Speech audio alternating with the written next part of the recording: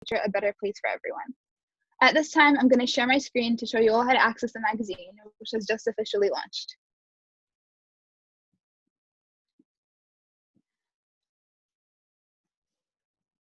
Okay, let's see, can you guys see it? Nope. Let's see, share. Okay. So, okay, can you guys see my screen? Can you guys like not? Thank you.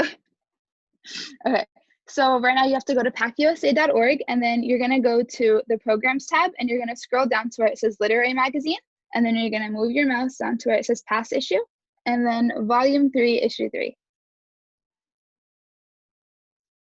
Okay, so let me just show it to you guys right here. So right now it's on issue, so I'm gonna show you guys, I'm just gonna scroll through it really briefly. I hope that you guys share this link. Here, I'll put the link in the chat right now.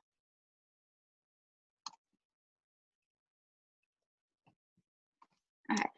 I ask that everybody takes a moment right now, take out your phone, share this link with your friends, with your family, on that huge family group chat you have, like with all your aunts and cousins. Make sure that everybody gets to see it and to see all of the amazing work that everybody has done, that all of our writers and artists and contributors have put into this magazine. So I'm just gonna briefly like scroll through it. And then we're gonna start by having a few of our contributors read. So I'm just gonna pause my screen share. And let's see.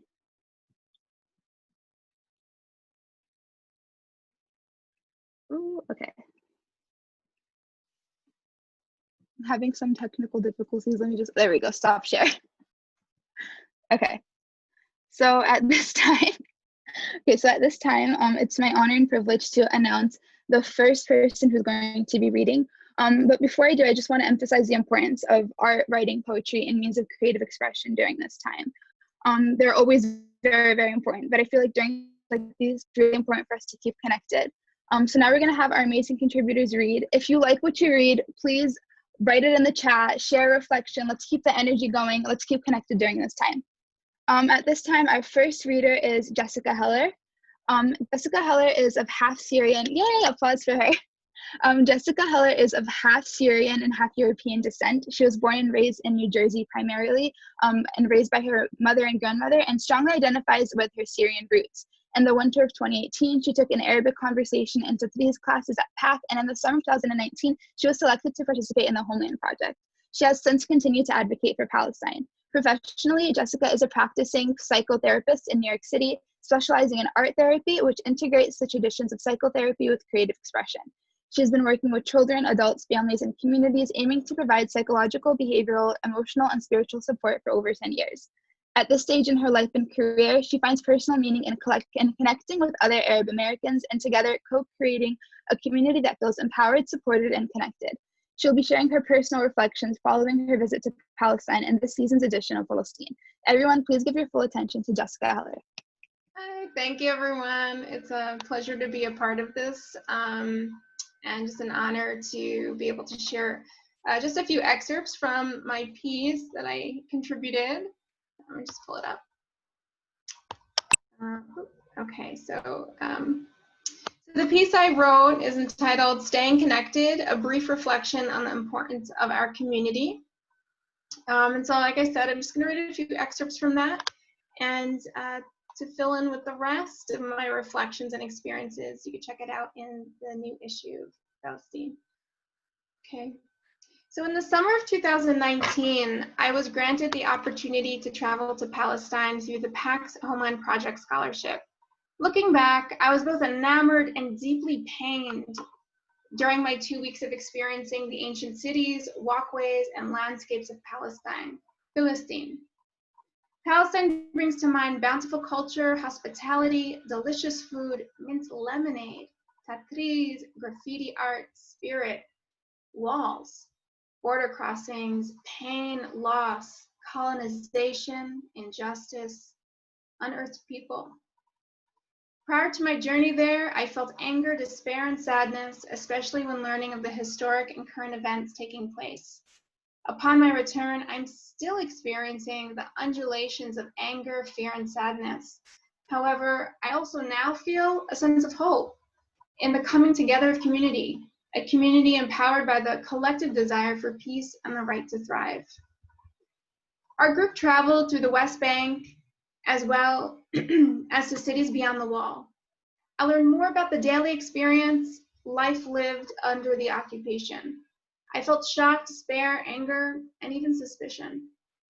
Though these feelings may have been new for me, they were not new to those who lived here. The segregation and disparity was so glaring that it made my stomach turn, especially that overt racism that I witnessed. I was dismayed to learn that families kept a reservoir of water in their homes as a result of the occupation, randomly turning off their water supply. I was afraid for the families living in refugee camps experiencing a nightly IDF raids in their homes. And I was saddened when I learned that loved ones, they're divided by a wall surrounded by snipers and by travel restrictions, making it challenging to reunite with their families abroad. I felt heartbroken after visiting Khalil, a cage city. We walked through several metal barriers surrounded by heavily armed soldiers, past vacant storefronts, and walked through netted, netted entries protecting those from being attacked by thrown objects while on their way to prayer. How could this be? How can the world allow this to happen? There's so much beauty, life, and joy here, but there's no space for it all to be fully expressed. It has now been about 7 months since I have returned and feel grateful to be a part of a supportive collective. I'm proud to have the opportunity to continue to speak on this subject and bring light to the injustices we witnessed in hope to co-create a better future. It is through the supportive community that we mobilize through injustice and heal from the social pains, stress felt throughout generations. And I look forward to collectively continuing the effort towards human rights and connecting with my fellow Arab Americans. Thank you. So, it's like a silent clap. It's really beautiful. Thank you. Thank you so much, Jessica, for sharing that beautiful and amazing reflection. I think that anyone who's ever been to Palestine can say that, you know, like when you come back, it's a very, very, very different experience. Yeah. So thank you for sharing that with our audience. Thank you. Yeah, thank you. Also, if anybody's interested in the Homeland Project, please check it out on pacusa.org. We're taking, I think we're still taking applications, so make sure you guys check it out if you're interested. Our next speaker is someone I'm very, very excited to introduce. At this time, I'm going to introduce Nathalie Amazon. Nathalie is from Western Long Island, New York. She's graduating from UMass Amherst this month and is a double major in political science and legal studies with a minor in Afro-American studies and a legal studies specialization in social justice. So congratulations to Nathalie for graduating. I'm sorry, I hope that you're able to celebrate with your family somehow and with your classmates later. Her college career was characterized with a lot of active involvement. She co-founded both the UMass Prison Abolition Collective and the UMass Restorative Justice Task Force. She was the vice president of the student government and has been a part of other groups on her campus, such as SJP. She is a poet who has performed at many various events and is published on different platforms. She has done political advocacy work through the ACLU, and after graduation, she'll be working with her former supervisor developing a restorative justice policy for his political campaign. She intends to study and take the LSAT this summer and plans to take 2 years off before starting to law school, and hopes to work on abolitionist and Palestinian solidarity, advocacy, right, and travel. And she maintains a blog at medium.com at natamazon, so make sure you check it out. Thank you so much for that. Thank you. It's so nice to see everyone right now, and you know, even though it's virtual, I still feel the love in the room right now. So it's nice to be here and to share this with y'all. I just first want to say just thank you to Reem and everyone at Falastin magazine for just accepting this and you know, having my voice be a part of this edition. You know, as someone who, you know, who engages in solidarity work, I see Palestinian liberation as integral to liberation of Black folk here, and just liberation of oppressed peoples throughout the world. And this is, you know, this is something I take very seriously. I just appreciate that I've been able to, you know, use my voice on this platform. So thank you all for that. So this is a poem I wrote titled "When We Get There."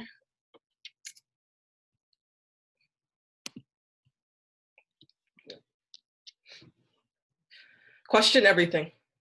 Struggle in the present for the world we wish to live in, accept tragedy as inevitable, like the laughter of healing, pain, unavoidable. Truth is coming at roots, lifting liberation from twisted tongues, forcing mother out for colonizers' boots to drag into our homes, us out onto ships of wet bones, cold trails, graveyards, one and the same. They were not invited, but we are hospitable people who embody the teachings of Jesus, bronze and woolly, better than any church on stolen land could ever even begin to think of what it could mean to love a neighbor without exception, to clean the feet of our guest, empty cabinets for their sustenance. We understand life is sacred, exist in community with the inalienable rights of air, water, land, and the heavens. Know where you come from, who you come from. Know the emotions that color your veins, blending yesterday into today, where past is future, is past, and present, and forever is nonlinear. Don't be discouraged that the peculiarities of tomorrow signify regression. We are more than our present circumstances. Freedom without imagination is emptier than good without love. Freedom without freedom is too often the cause of destruction. If you're not riding for freedom, what are you doing then? Free your soul, free the world. Siege on Gaza, dripping blood in the sea, blowing secondhand ash into the river, not enough ventilators for the children going up in open air prisons, plantations of legal exploitation. History doesn't repeat, it just keeps going on till we do something different. What does it mean to no longer feel state violence? What is a state? Who owns violence? What is my body if I cannot identify it? Who am I really besides a kid too scared to sleep, never fails my dreams of reaching peace of the holy land of revolution, where we can be whatever we want to be without being lungs out dry, worry about blood pressure getting too high, or how to survive the next day's rent or demolition, or Michael Brown still living, Trayvon Martin's first black man to fly on the moon with an airplane, and Sandra Bland is president, where return to land of who we come from is an expectation, where trauma no longer carries the magnitude of air inescapable as breath, where I do not cry writing a poem I do not know if I could see the future of. I'm young and alive, so how can I be a pessimist? Baldwin, take the wheel, take my hand, guide me towards the land of holiness, revolution, of love, liberated from suffering, suffocated by human beings, scared of their death, so they made us to hate and divide. Trying to conquer life is impossible. Didn't they know spirit never dies? Trying to conquer life is impossible. Didn't you know spirit never dies? Don't we know spirit never dies? We got centuries of warriors living when we look into our eyes. Ain't starting from scratch, got foundations of tradition, innovation, taste, rhythm, empathy as community ethic. Past is future, is past, and present and forever is non-linear. Don't you remember? Spirit never dies, spirit never dies, spirit never dies. Don't you forget when we get there. Thank you all. That was so beautiful. Honestly, I'm speechless. That was such an amazing performance in words. I wanted to ask, since I know you go to UMass, and I know that there's been, as there is on every campus, there's always, people that are trying to silence Palestinian advocacy. How has been your experience organizing for Palestine at UMass?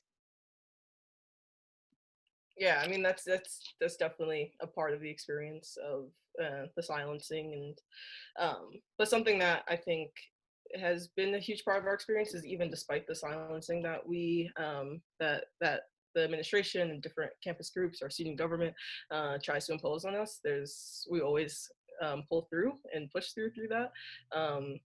There's been times where, we've been told we should cancel events and not have like certain speakers and have to go through that kind of fight, and the fact that, there's never been a time where we had to actually cancel anything, where we actually gave in. So the experience has been very empowering in that way. And it's very rewarding also as well to be able to be a part of a network of educating and advocating. Yeah, that was honestly such an amazing, I'm so moved. I feel like everyone probably has like chills. So thank you so much for that amazing performance and for all of the work that you do. Super excited to keep up with you and see everything that you're going to be doing in the future. At this time, I'd like to introduce our next reader. This person needs no introduction. At this time, I'd like to pass the mic to the amazing Executive Director, Rania Mustafa. She's going to be reading a lovely piece called Dear Dina, which is on page 8 of the magazine. Anyone who's ever been to the center has surely had the pleasure of seeing Rania's adorable little daughter, Dina, running around pack. So this piece was such a pleasure to read. And with that, I pass the mic to you, Rania. Thank you. We unofficially call Dina PAX mascot. So if you've been here, you definitely have seen her around. She's a feisty little one. Okay, so I'm just reading a short excerpt from it.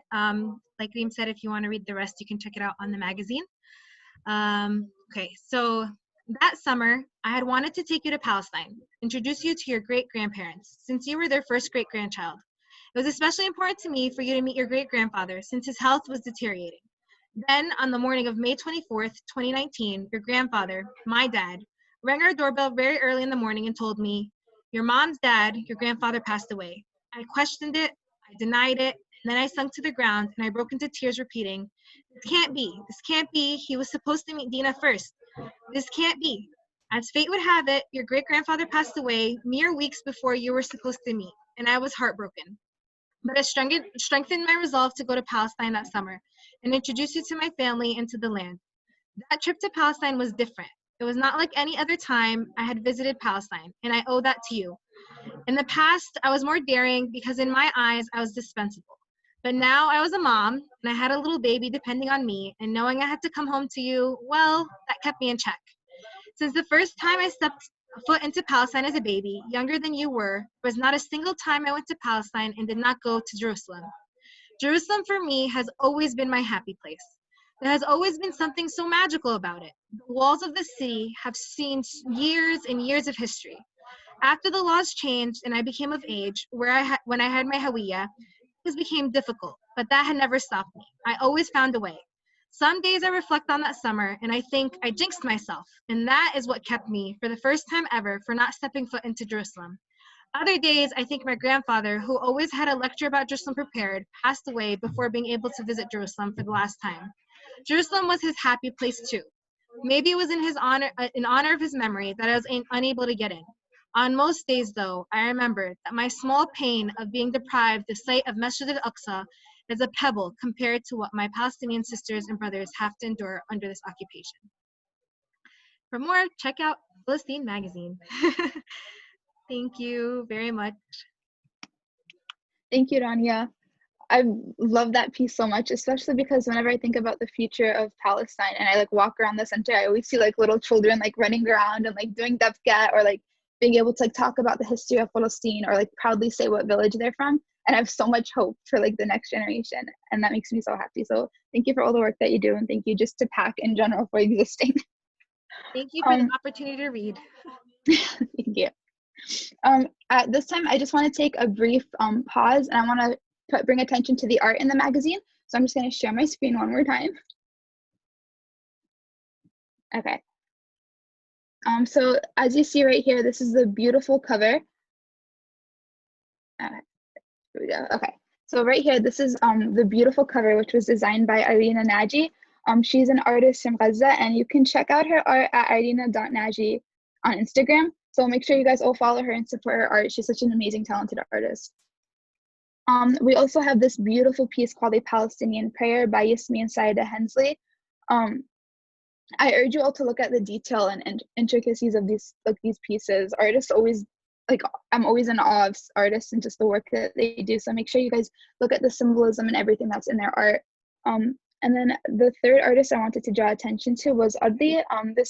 If you've seen any of our other issues, I'm sure you've seen some of his pieces. He's a digital artist. He's Palestinian, and he lives in Italy. And his Instagram is Adli is dope, and he's super duper amazing and talented. And his art always blows me away, and he posts very consistently. I don't know how he has so much art, mashallah. But make sure you guys check that out too.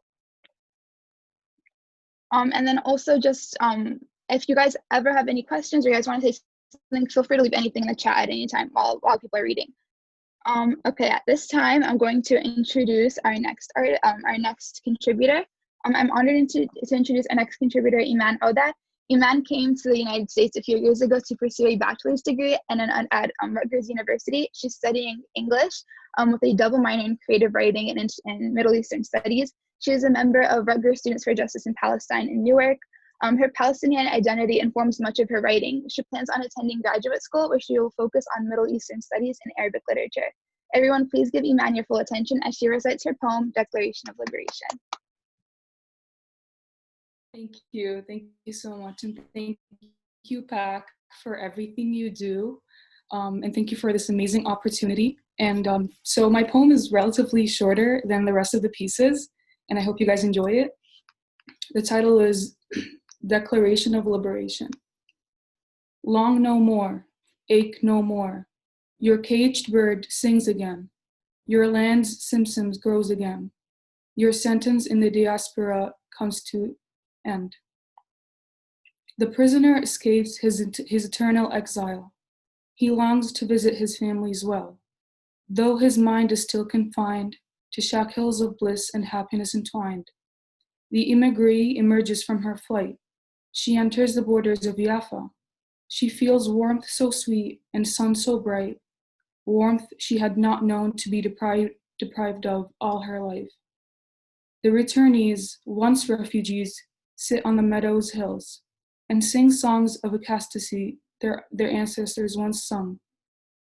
Ala Dil'una, Ala Dil'una, O damned expatriation, my land's embrace is sweeter. And so the natives gathered to reclaim what was once theirs, and the fighters declare, O land, you shall be free. The caged bird sings again, and the land of Canaan rises. Amen. Thank you. That was wonderful. Thank you so much, Iman. Thank you for sharing that beautiful writing with us. We hope that you continue to contribute and that we continue to see your different pieces as a writer. So thank you. At this time, it's my pleasure to introduce our next reader.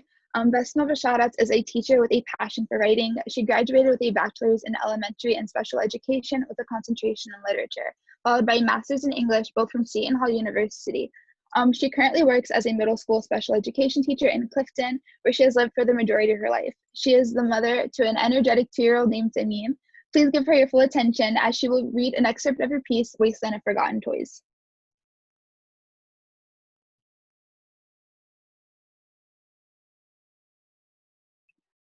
Oh, Basma, I think you're muted still.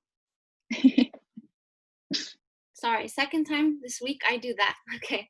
So this is just an excerpt from the story. You can read the rest in the magazine. When Adam was young, I wanted so hard to give him nothing but the best. I would pore over articles about child development, psychology, and titles like Giving Your Child the Best Chance, most of which resulted in failed attempts at limiting screen time and dragging a 9-month-old to toddler times that never actually worked. I walked over and bent down to grab one of his toys. I grabbed the book underneath, remembering it wasn't a book, but one of my journals. My thoughts immediately drifted back to an image of a younger me, pen in hand and laptop beside me. At a certain point in time, before even getting pregnant with Adam, I had the secret hope that I could be a writer. I didn't tell anyone because even to say it aloud seemed silly. And after having him, I remember pulling out my journal or laptop, either scribbling notes or typing up something in between breastfeeding sessions or doctor's appointments or even lunch breaks at work. But then work got busier and Adam got older and more demanding. Eventually, my laptop became obsolete and my journals became paperweights, memories that I put into the stored places where they sat now, collecting dust. I flipped through, stopping on a page and reading what I recognized as an old poem. And what you used to think was your room, your space, it's now become nothing more than a wasteland of forgotten toys and broken Lego pieces. I flipped again, this time stopping on a page that was folded in half and placed inside. I opened to a typed up letter. Adam, I love you so much. The rest of what I'm going to tell you here, I hope I will be able to teach you myself as you grow up. But just in case I don't get to, I wanted to make sure you knew. Number 1, I'm learning as I go. I don't always have the answers, but I try. Please be patient with me. Number 2, throughout my life, I've heard it. As you get older, you'll probably hear it too. I'm almost afraid to say it, it's such an overused cliche. My heart walking around outside my body. But it's true, just as most cliches tend to be. Sometimes I look at you and think that you used to be all mine. I felt your heartbeat inside me before anyone else, the flutter of your kicks a secret language between just you and me. But you're not mine, you are you. Somehow I was blessed enough to be able to have you all to myself for a little bit of time. So I tell you this now. Many times others will tell you what they expect of you, what they want of you. That's a reflection of them, not you. Trust yourself and never lose sight of who you are. And number 3, eventually, and you probably already have, you'll hear it, you have to be a man. You'll hear comments like big boys don't cry quite often, but real men do cry. Everyone does. We cry, we laugh, we feel. It's all a part of being human. And ignore anyone who tells you otherwise. Being vulnerable is not a sign of weakness, it's a sign of strength, I promise you that. Thank you. Thank you so much, Basma, for that beautiful, beautiful piece and reflection. I remember the first time I read it, I had like such a warm feeling inside, so it's so beautiful. So thank you so much for sharing that with us. Thank you. At this time, I'm going to pass the floor to our last and youngest reader, Hassan Samna. Hassan is currently a junior in high school, and his goal is to educate himself and his surroundings about his roots and Palestinian ancestry through writing. One day, he hopes to be able to upskill his platform in order to promote the pride of being familiar with one's lineage. Everyone, please give your full attention to Hassan, who will be reading I Am Yafa. Thank you for the introduction. This one's also pretty short. It's called I Am Yafa. I am from occupied lands, from blood orgies and storming beaches. I am from the land of the oppressed, home of the brave, where the olive and fig trees are revered. I am from the land of farmers, who know no greater than the land of their fathers. I am from a land filled with depka lines and open weddings, from the land of the greatest chaplains, from tan skin and musky scents, from my foremothers' birthplace and forefathers' deathbed, from the origins of the Abrahamic religions, where the oppressed became the oppressors, from the home of the original Samaritans, constantly being the center of attention, to the great mosques, churches, and synagogues. I'm Yafa. Thanks. Thank you so much, Hassan. I get so excited to see, young people get involved, but especially boys, because I don't know if you guys have noticed, all of these contributors have been women. So thank you. Do you wanna? I have a quick question for you. How did you get into writing? What made you get into writing, or like when did you start writing?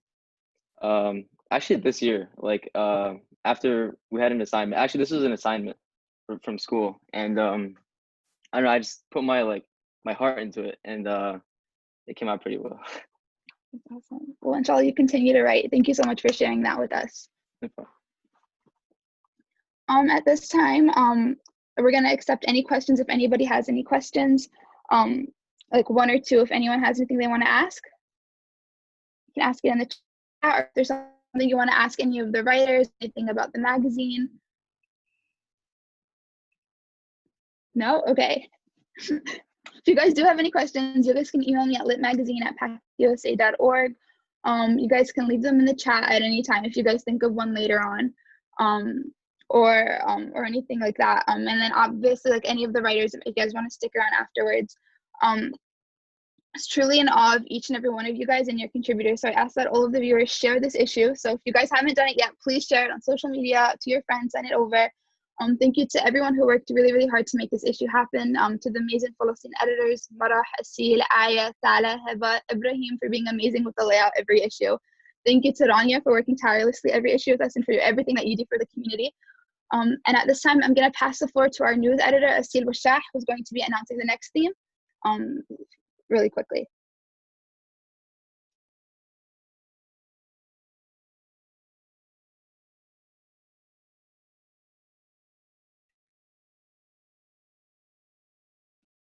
Asil, I don't know if your mic is on. Unless it's just me.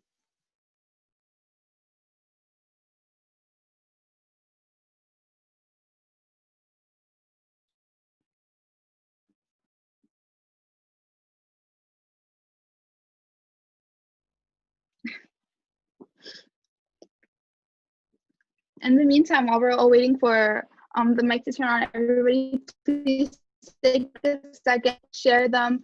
Also, if anybody has any pieces that they like, their favorite piece, take a picture of it, tag Pac on Instagram. Let us know. We'd love to see what you guys like. And please, please, please consider contributing to our next issue.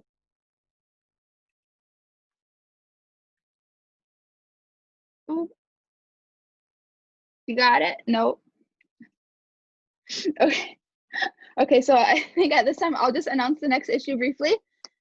Inshallah, if there's anything that you want to say, you can just jump on after I see it if it works.